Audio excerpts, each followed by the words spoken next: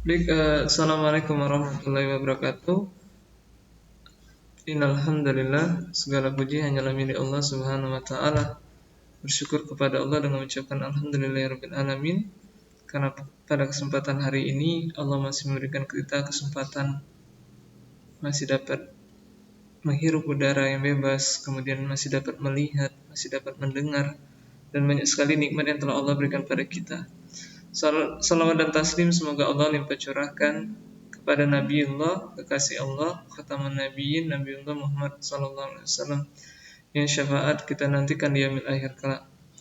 Baik, pada kesempatan kali ini kita akan melanjutkan materi dan pertemuan dari pertemuan-pertemuan sebelumnya.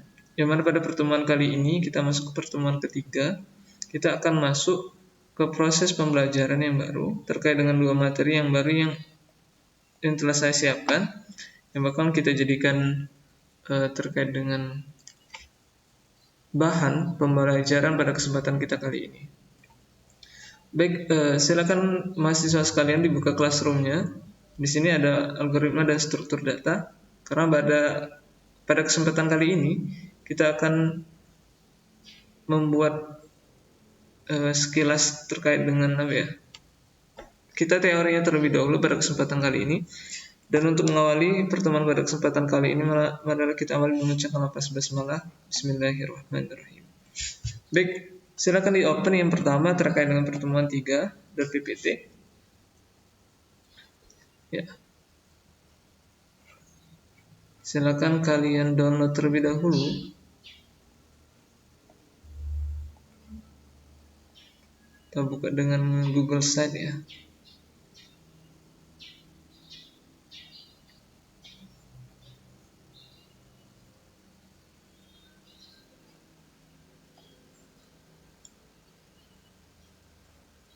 Ya. Ya, pada kesempatan kali ini kita akan belajar terkait dengan pengantar logika dan algoritma. Yang mana karena mata kuliah ini adalah terkait dengan algoritma dan struktur data, dan endingnya nanti menggunakan bahasa pemrograman Python, itu merupakan salah satu bahasa pemrograman yang bakalan kita bahas nantinya.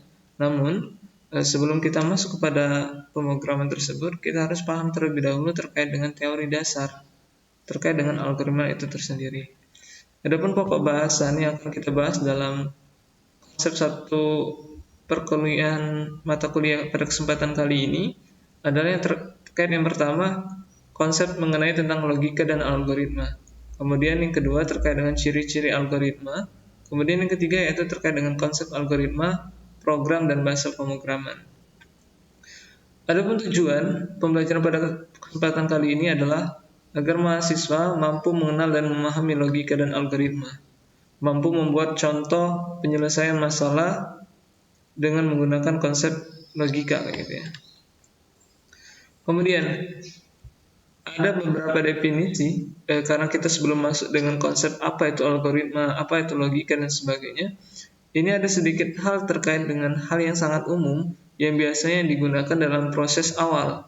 Yang pertama terkait dengan pengertian algoritma sangat ketat atau lekat itu dengan kata logika biasanya, logika.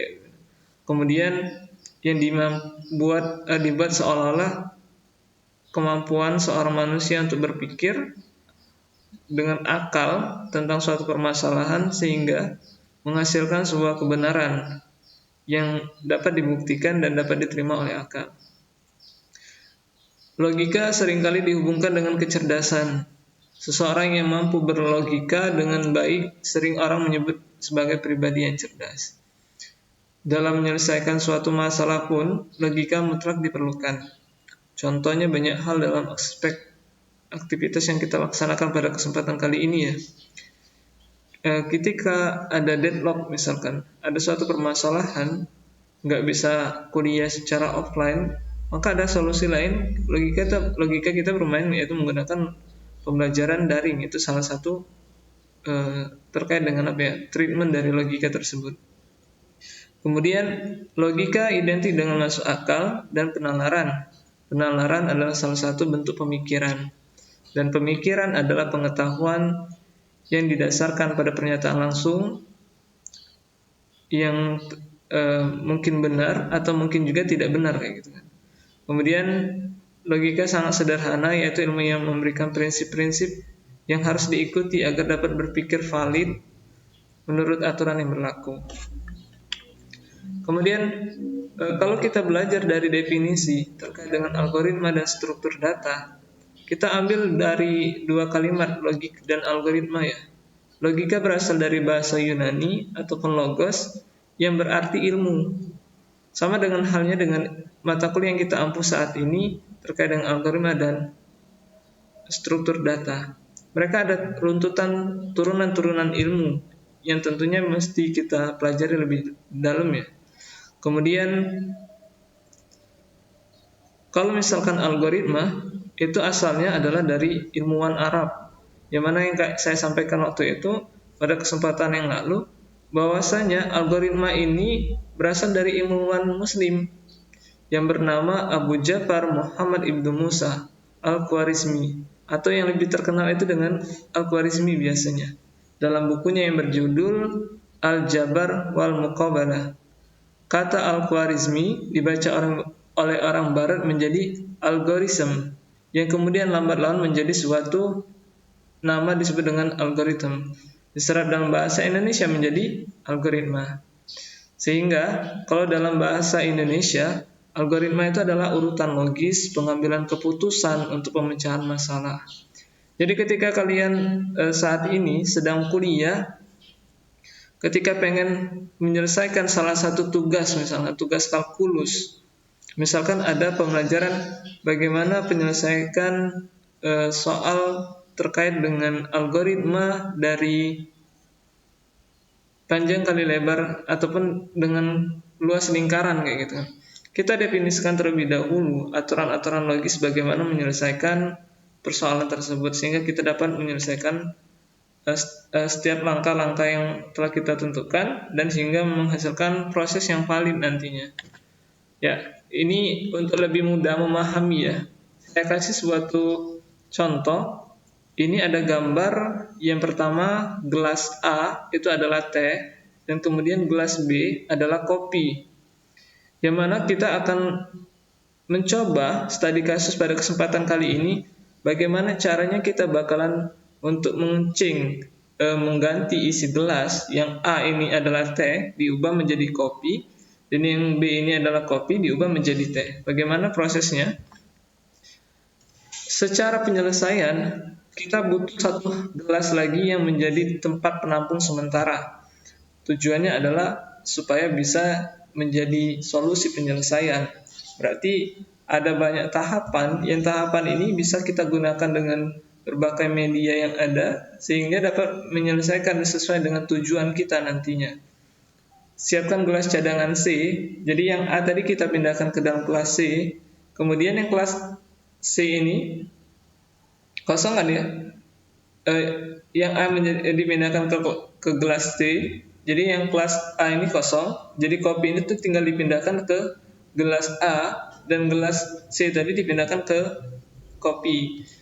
Jadi inilah salah satu proses logika ataupun algoritma dalam langkah-langkah penukaran gelas yang tujuan awal adalah mencoba mencing isi dari kedua gelas tersebut. Jadi inilah yang disebutkan dengan algoritma. Sampai saat ini mungkin, sampai step ini mungkin bisa dipahami ya. Kemudian tujuan dari belajar logika dan algoritma adalah agar dapat membiasakan diri melakukan suatu perencanaan apabila menyelesaikan suatu masalah. Karena suatu permasalahan yang diselesaikan dengan suatu proses perencanaan yang matang akan mendapatkan solusi yang lebih optimal. Kemudian ada ciri-ciri sifat struktur data. Ini terkait dengan algoritma ya. Menurut Donald Knuth, algoritma mempunyai nilai 5 ciri penting yang meliputi finiteness, keterbatasan. Ya, jadi dalam artian algoritma ini ada pengawal, start misalkan, dan harus berending dengan penyelesaian. Algoritma harus berakhir setelah mengerjakan sejumlah langkah proses kayak gitu kan. Mulai tadi contohnya adalah proses perpindahan dari gelas kopi ke gelas teh tadi ya contohnya. Tentunya dari dua contoh gelas ini ada proses awal yang harus kita mulai dan harus endingnya harus terjadi perpindahan sehingga terjadilah yang dinamanya penyelesaian dari algoritma. Kemudian yang kedua yakni adalah definiteness, kepastian. Setiap langkah harus didefinisi secara tepat dan tidak berarti ganda ya. Jadi misalkan ibarat tahap 1 ini kita sudah memindahkan gelas A ke gelas C tadi. Dan tidak mungkin kalau kita untuk 2 kali prosesnya dari gelas A ke gelas C lagi, itu nggak mungkin. Karena kondisi yang tahapan A ke C itu sudah selesai. Dan proses ganda ini kalau bisa dihilangkan. Kemudian algoritma mempunyai 5 ciri. Yang ketiga yaitu adalah input masukan. Jadi algoritma memiliki nilai 0 atau lebih data masukan input.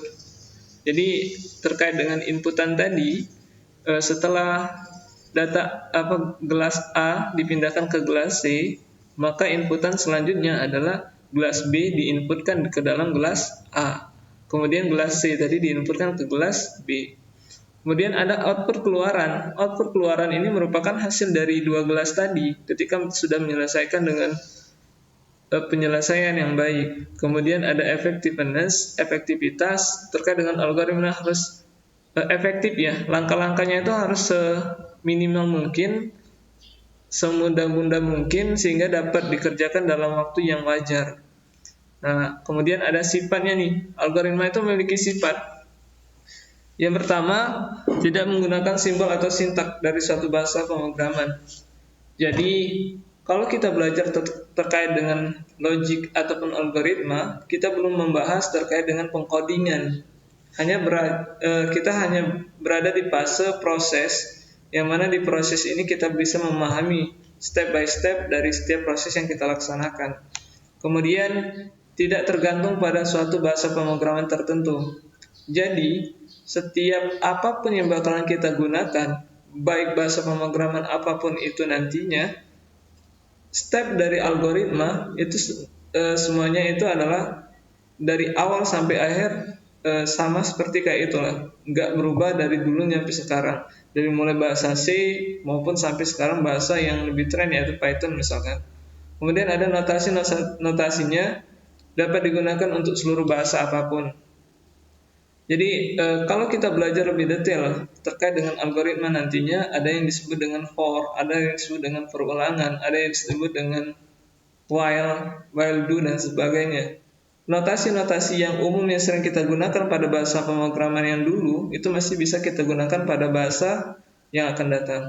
Kemudian algoritma dapat digunakan untuk mempresentasikan suatu urutan kejadian secara logis dan dapat diterapkan di semua kejadian sehari-hari. Jadi contoh tadi adalah terkait dengan algoritma perpindahan gelas, ataupun nantinya kalau misalkan kita sudah masuk ke step pengkodingan ataupun step pembelajaran dari studi kasus ya, maka ada kejadian-kejadian secara logis yang ada di sekitar kita yang dapat kita jadikan suatu algoritma nantinya. Jadi suatu algoritma dapat terdiri dari 3 struktur dasar, yaitu yang pertama adalah runtunan berurutan ya, kemudian pemilihan, ada opsi, misalkan ibarat if A, if B dan sebagainya, kemudian ada pengulangan. Pengulangan inilah yang sering dikatakan dengan while, for, do while dan sebagainya. 3 jenis langkah inilah yang membentuk konstruksi suatu algoritma. Kemudian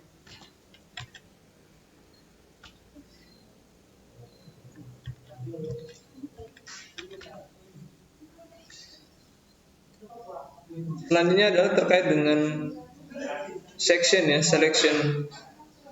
Suatu kejadian yang baru dapat dikerjakan jika suatu kondisi tertentu telah terpenuhi. Pemilihan yang instruksinya dikerjakan dengan kondisi tertentu sehingga kondisi ada persyaratan yang dapat bernilai benar atau salah. Satu atau beberapa instruksi hanya dilaksanakan beberapa kondisi bernilai benar, dan sebaliknya apabila salah maka instruksi tidak dapat dilaksanakan. Jadi contohnya adalah kalau pemilihan section ini adalah ketika ada masukan nih, misalkan dari bilangan, suatu bilangan bulat, dari bagi bilangan dengan angka tadi, disimpan nih misalkan, kita input bilangan 2 ke dalam sistem. Nah, ketika di dalam sistem itu akan mendeteksi ada if perulangan atau percabangan di sana.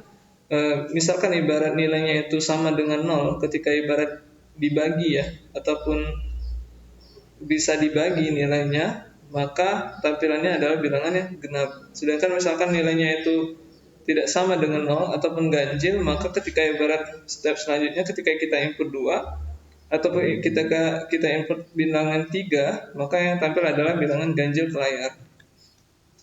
Kemudian ada perulangan, yang ini terkait dengan yang saya sampaikan tadi, kemampuan untuk mengerjakan pekerjaan secara berulang. Jadi misalkan ibarat kita misalnya buat for 1 sampai dengan 100, maka perulangan yang dilaksanakan adalah dia otomatis menampilkan data dari 2 sampai dengan 99 misalkan. Kemudian ada deklarasi variabel huruf, menyimpan karakter yang ditampilkan. Deklarasi variabel n, misalkan n sama dengan 1, dan n ini dari 1 sampai dengan 100 misalnya. Jadi ada banyak pilihan yang bisa kita sesuaikan. Kemudian ada beberapa perbedaan terkait dengan algoritma dan program ya. Bahasa pemrograman ataupun yang terkait dengan berhubungan dengan erat pada suatu program, yang mana algoritma yang baik tanpa pemilihan struktur data yang tepat akan membuat program menjadi kurang baik. Jadi pembuatan penulisan algoritma ini tidak tergantung pada bahasa pemrograman manapun. Artinya penulisan algoritma independen dari bahasa pemrograman dan komputer yang memprosesnya. Jadi kemudian notasi algoritma. Notasi step langkah dari algoritma ini dapat diterjemahkan ke dalam berbagai bahasa pemrograman. Setelah saya jelaskan di awal tadi, bahwasanya setiap algoritma pada setiap bahasa pemrograman apapun itu sama. Jadi yang nanti membuat mereka berbeda itu hanya secara representatif dari program yang ditampilkan. Misalkan dia itu menggunakan bahasa pemrograman Android Studio, berarti endingnya adalah suatu program Android. Kalau misalkan dia adalah menggunakan bahasa pemrograman Python ini masih bisa desktop ataupun website ataupun jenis yang lain ya, bisa mengarah ke IoT dan sebagainya.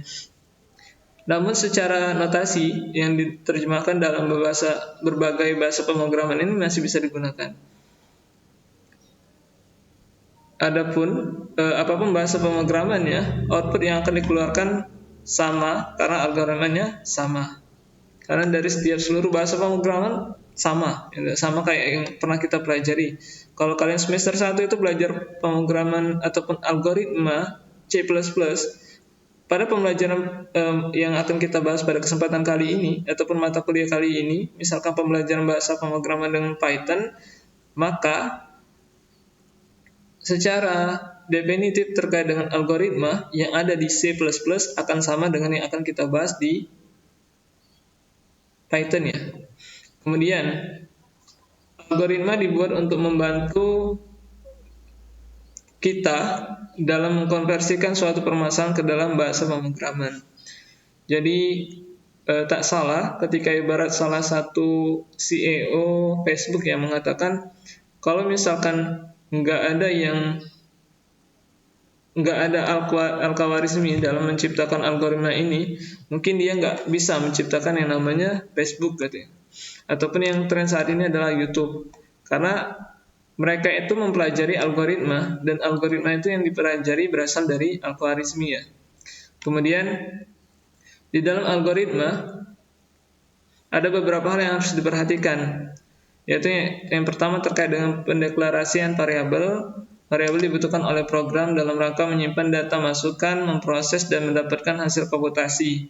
Kemudian pemilihan tipe data, yang mana apabila dalam proses pembuatan program ternyata membutuhkan pendeklarasian variabel terlebih dahulu, maka diwajibkan memilih tipe data. Kalau dalam tipe data itu ada float, integer, dan sebagainya misalkan. Kemudian pasti membutuhkan tipe data ketika dideklarasikan. Kemudian hal yang harus diperhatikan untuk penerjemahan terkait dengan algoritma tadi, Pemakaian atau pemilihan instruksi. Terdapat berbagai macam instruksi dalam bahasa pemrograman, ada sequence, selection, dan repetition. Sequence tadi adalah berurutan, selection adalah pilihan, if A, if B, dan sebagainya. Kemudian repetition adalah perulangan ya, do, for, dan sebagainya.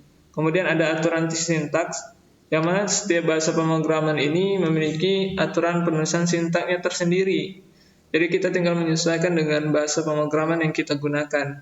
Kemudian tampilan hasil ya. Pada saat membuat algoritma, kita tidak memikirkan tampilan hasil yang akan disajikan. Hal teknis semacam ini diperhatikan ketika mengkonversikan menjadi sebuah program. Contohnya tadi, ketika kita menggunakan bahasa pemrograman Android Studio, berarti endingnya adalah konversi menjadi suatu program Android. Kemudian yang keenam, cara mengoperasikan compiler atau interpreter. Compiler di sini merupakan salah satu proses ya, proses ketika sudah melaksanakan coding, kemudian coding itu kita compile ataupun kita bungkus sehingga menjadi suatu bahasa pemrograman ataupun aplikasi nanti yang bisa kita gunakan nantinya. Ataupun setiap bahasa pemrograman memiliki compiler tersendiri ya, karena mereka memiliki mesin yang berjalan di belakang. Itu pun setiap bahasa pemrograman beda-beda. Kalau Java beda, kemudian kalau misalkan Python beda, dan terakhir itu misalkan ibarat C++ juga beda. Kalau biasanya kita compiler itu biasa menggunakan LTF9 atau dan sebagainya.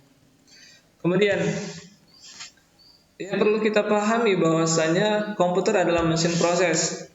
Agar dapat dikerjakan oleh komputer, algoritma harus ditulis dalam notasi bahasa pemrograman berupa instruksi yang dapat dipahami oleh komputer sehingga dinamakan program. Jadi ketika sampel hal yang sederhana, ada bilangan misalkan ketika kita pengen menampilkan huruf ataupun angka 1, 2, 3, 4, 5 misalkan di dalam layar, itu di dalam sistem mereka bekerja, ada algoritma yang menghitung, menghimpun, mengkonversikan dari bilangan biner sehingga menjadi suatu bilangan yang mudah dipahami. Kemudian ada program sehingga menjadilah suatu program perwujudan dari implementasi teknis algoritma yang kita tulis. Kegiatan membuat program disebut dengan pemrograman ataupun programming. Orang yang menulis program disebut programmer, dan tiap-tiap langkah di dalam program disebut pernyataan atau instruksi. Jadi program tersusun sederet instruksi. Bila suatu instruksi dilaksanakan, maka operasi-operasi yang bersesuaian dengan instruksi tersebut dikerjakan komputer. Jadi secara teknis mekanisme pelaksanaan algoritma itu terdiri dari 4 komponen inilah yang sering digunakan. Ada unit input, kemudian ada unit output. Sebelum dia masuk ke dalam unit output, ada yang disebut dengan CPU. Di CPU inilah mereka yang memproses. Kalau kalian belajar namanya sistem operasi, ataupun kalian belajar terkait dengan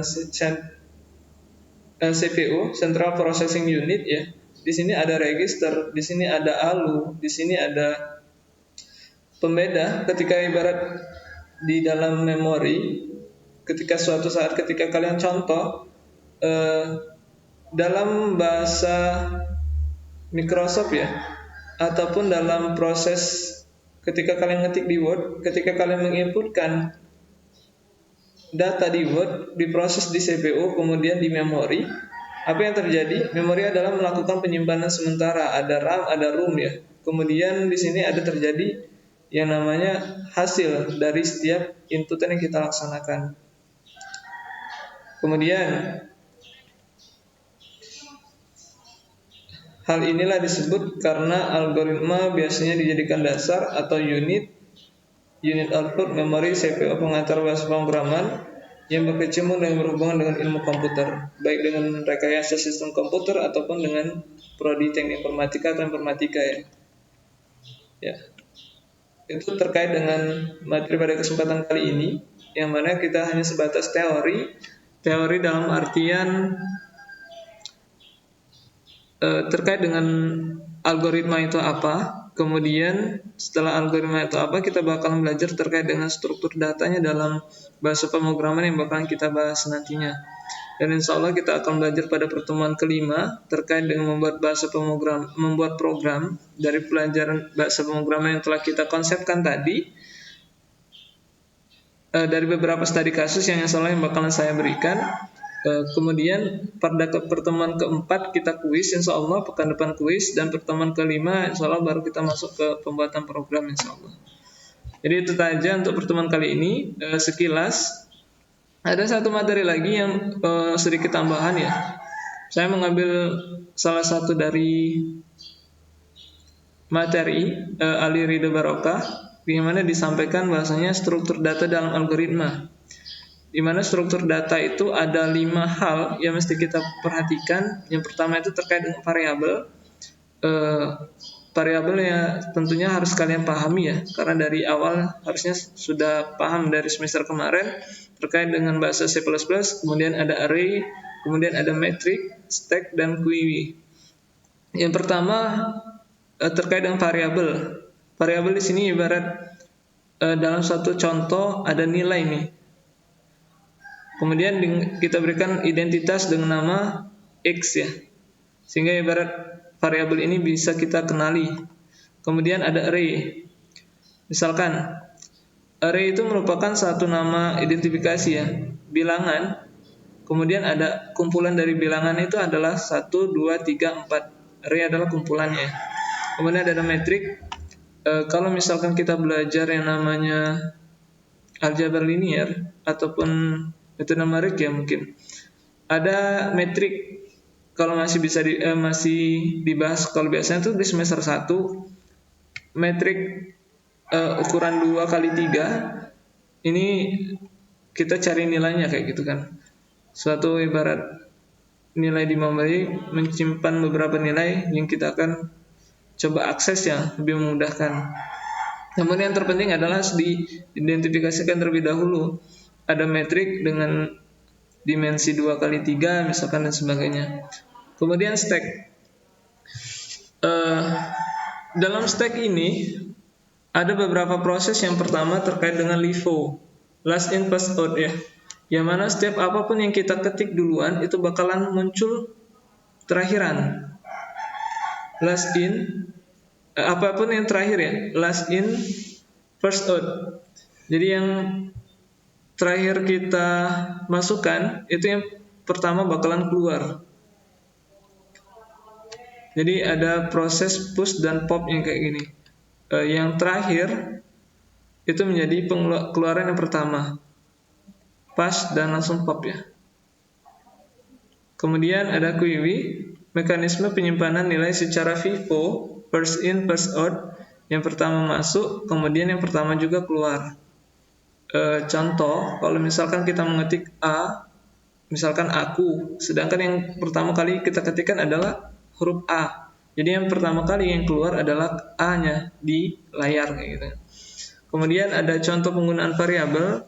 Variabel di sini ada jenis variabel, misalkan ada variabel bilangan, kemudian hasil baginya nanti berarti dia mengambil dari variabel bilangan dibagi 2, kemudian sisa bagi ini berarti bilangan dikurang hasil bagi dikali 2 lagi kayak gitu kan.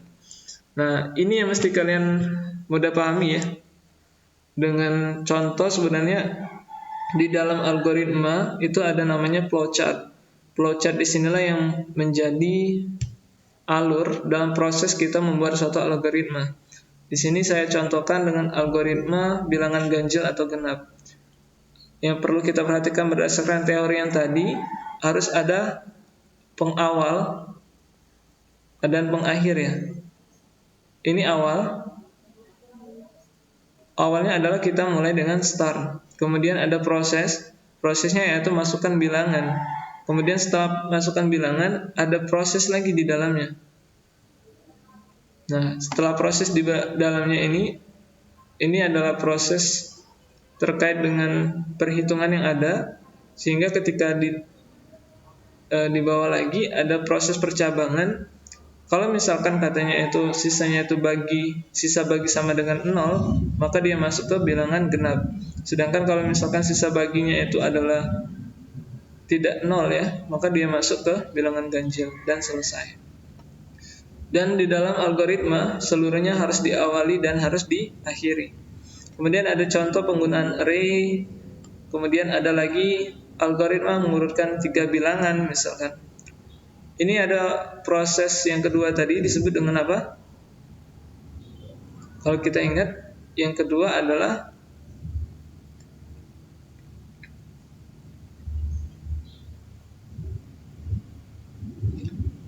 pemilihan ya, option. Jadi ketika kita sudah start, kemudian ada proses deklarasi array tadi, kemudian ada proses lagi nih. Apakah misalkan bilangan ini bilangan 2 lebih kecil dari bilangan 1? Kalau misalkan iya, baru diproses ke bawah misalkan.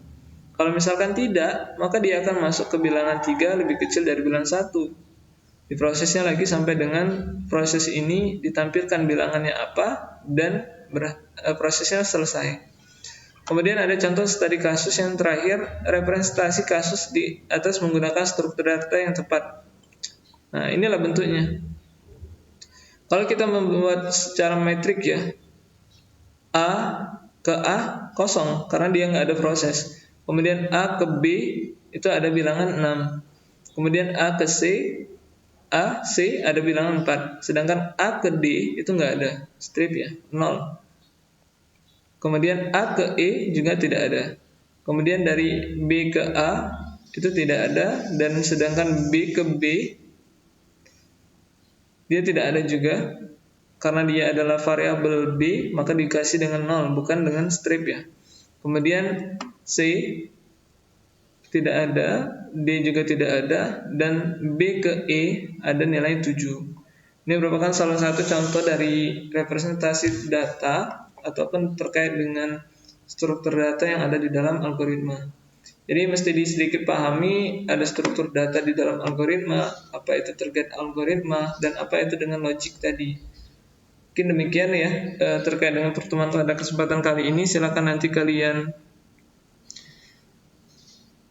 berikan komentar di forum kalau misalkan kalian sedikit hal yang kurang paham terkait pada kesempatan kali ini ya, karena mungkin agak sedikit banyak kosakata yang baru yang belum dapat kita terima pada semester yang lalu karena baru kita dapat pelajari pada semester ini ya, terkait dengan start misalkan QIWI misalkan, mungkin ini baru pada kesempatan semester kali ini.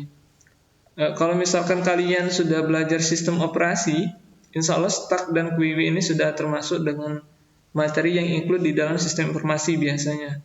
Kalau zaman saya itu last in dan first out ataupun first in dan first out itu sudah dibahas di sistem operasi. Ya mungkin demikian saya pada kesempatan kali ini. Mohon maaf apabila ada kesalahan. Kepada Allah saya mohon ampun. Subhanakallahumma bihamdika asyhadu an la ilaha illa anta astaghfiruka wa atubu ilaik. Saya akhiri dan kita akhiri pertemuan kali ini dengan mengucapkan lafaz hamdalah. Alhamdulillahirabbil alamin. Saya tutup dengan mengucapkan wassalamualaikum warahmatullahi wabarakatuh.